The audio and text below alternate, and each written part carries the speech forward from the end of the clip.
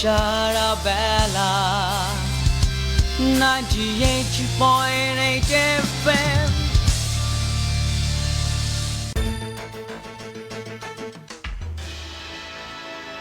আজ বুধবার 5 কার্তিক 1427 বঙ্গাব্দ, 21 অক্টোবর 2020 খ্রিস্টাব্দ এবং 3 রবিউল আউয়াল 1442 হিজরি। শুনছেন এবং দেখছেন রেডিও সারাবেলা 98.8 FM।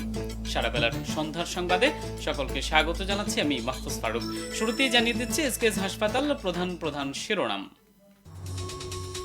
চলতি বছরের মাধ্যমিক পর্যায়ের বার্ষিক পরীক্ষা অনুষ্ঠিত হবে না বলে জানিয়েছেন শিক্ষামন্ত্রী ডাক্তার দীপুমণি।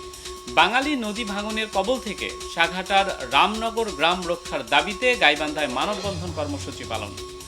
করোনায় সংক্রমণ রোধে সন্ধ্যার পর সর্বসাধারণের জন্য দুর্গাপূজার মন্দির মণ্ডপ বন্ধ রাখার সিদ্ধান্ত নিয়েছে বাংলাদেশ পূজা উদযাপন পরিষদ।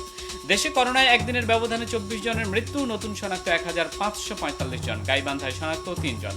এবং ইউরোপা লিগে আর্সেনালের মুখোমুখি হবে র্যাপিড ওয়েন, আইপিএল থেকে ছিটকে গেলেন ব্রাভো। শুনছিলেন শিরোনাম। এই সংবাদটি 98.8 FM সম্প্রচারের পাশাপাশি সরাসরি প্রচারিত হচ্ছে www.radiosarabela.fm এবং রেডিও সারাবেলা অ্যাপ থেকে। এছাড়া দেখতে পাচ্ছেন আমাদের একমাত্র অফিসিয়াল ফেসবুক পেজ ও ইউটিউব চ্যানেল রেডিও সারাবেলা 98.8 FM এ। চলতি বছরের মাধ্যমিক পর্যায়ের বার্ষিক পরীক্ষা অনুষ্ঠিত হবে না বলে জানিয়েছেন শিক্ষামন্ত্রী ডাক্তার দীপুমণি। আজ দুপুর 12টায় ভার্চুয়াল সংবাদ সম্মেলনে সরকারি এ সিদ্ধান্ত জানান শিক্ষামন্ত্রী। এতে ষষ্ঠ থেকে নবম শ্রেণী পর্যন্ত পরবর্তী ক্লাসে উন্নীত করতে এনসিটিবি নতুন করে একটি সংক্ষিপ্ত সিলেবাস প্রণয়ন করেছে। এর আলোকে শিক্ষার্থীদের জন্য 4টি অ্যাসাইনমেন্ট 1 মাসের মধ্যে শেষ করতে হবে। এটি মূল্যায়নের মাধ্যমে মাধ্যমিক স্তরের শিক্ষার্থীদের পরবর্তী ক্লাসে উন্নীত করা হবে। তবে আগামী বছরের এসএসসি পরীক্ষা নেওয়া হবে বলে জানিয়েছেন শিক্ষামন্ত্রী। বাঙালি নদী ভাঙনের কবল থেকে সাঘাটার রামনগর গ্রামকে রক্ষার জন্য নদী শাসন ও বাঁধ নির্মাণের দাবিতে গাইবান্ধায় মানববন্ধন কর্মসূচি পালন করা হয়েছে। আজ দুপুর 12টায় পানি উন্নয়ন বোর্ডের সামনে এ মানববন্ধনের আয়োজন করে রামনগর নদী ভাঙন রক্ষা কমিটি। এতে বক্তব্য রাখেন কমিটির আহ্বায়ক আব্দুল মাওলা, সাধারণ সম্পাদক মোস্তাফিজুর রহমান সহ আরও অনেকে। এ সময় নদী শাসন করে রামনগর গ্রামকে রক্ষার জন্য স্থায়ীভাবে সিসি ব্লক নির্মাণের দাবি জানান বক্তারা। মানববন্ধন শেষে পানি উন্নয়ন বোর্ড গাইবান্ধার নির্বাহী প্রকৌশলীর কাছে একটি স্মারকলিপি প্রদান করেন গ্রামবাসী।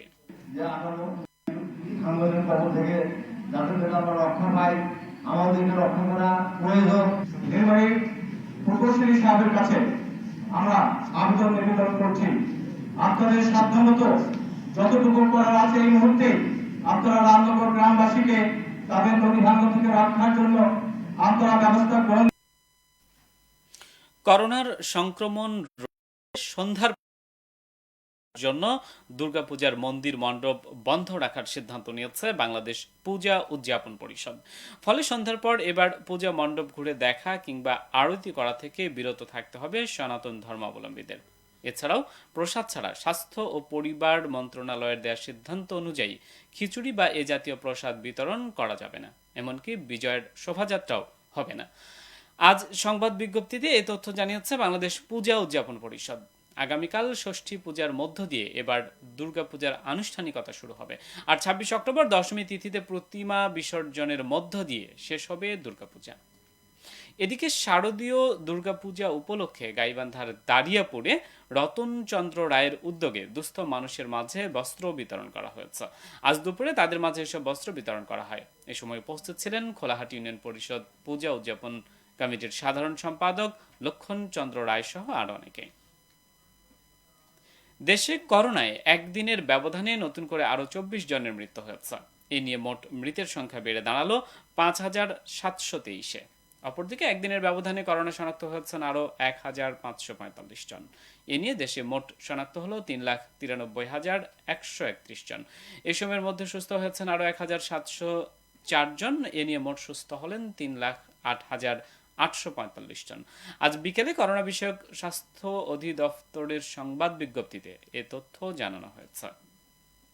দর্শক, এবার গাইবান্ধা জেলার করোনা পরিস্থিতির বিস্তারিত জানতে আমরা চলে যাচ্ছি অন্তরামণির কাছে। গাইবান্ধায় একদিনের ব্যবধানে নতুন করে ৩ জন করোনা আক্রান্ত শনাক্ত হয়েছেন। এ নিয়ে জেলায় আক্রান্তের সংখ্যা দাঁড়ালো ১,২১০-এ। এদের মধ্যে মৃত্যুবরণ করেছেন ১৪ জন। এখন পর্যন্ত সুস্থ হয়ে বাড়ি ফিরেছেন ১,১৫৬ জন। বর্তমানে মোট চিকিৎসাধীন রয়েছেন ৪০ জন। এছাড়া জেলায় একদিনের ব্যবধানে নতুন করে ৬ জন কোয়ারেন্টিনে যুক্ত হলেও ছাড়পত্র পাননি কেউ। বর্তমানে মোট কোয়ারেন্টিনরত রয়েছেন ৫৭ জন। এ তথ্য নিশ্চিত করেছে civil surgeon office Gaibandha. Gaibandha জেলার করোনা পরিস্থিতির বিস্তারিত জানাচ্ছিলেন অন্তরামণি। এদিকে বিশ্বে করোনায় আক্রান্ত হয়ে ১১,২৯,৪৯২ জনের মৃত্যু হয়েছে। আক্রান্তের সংখ্যা দাঁড়িয়েছে ৪,১০,২৯,২৭৯-তে। এর মধ্যে সুস্থ হয়ে বাড়ি ফিরেছেন ৩,৬ লাখেরও বেশি মানুষ। আজ করোনা ভাইরাস সংক্রান্ত পরিসংখ্যান রাখা ওয়েবসাইট ওয়ার্ল্ডমিটারে এ তথ্য উঠে এসেছে। এবার খেলার প্রসঙ্গ।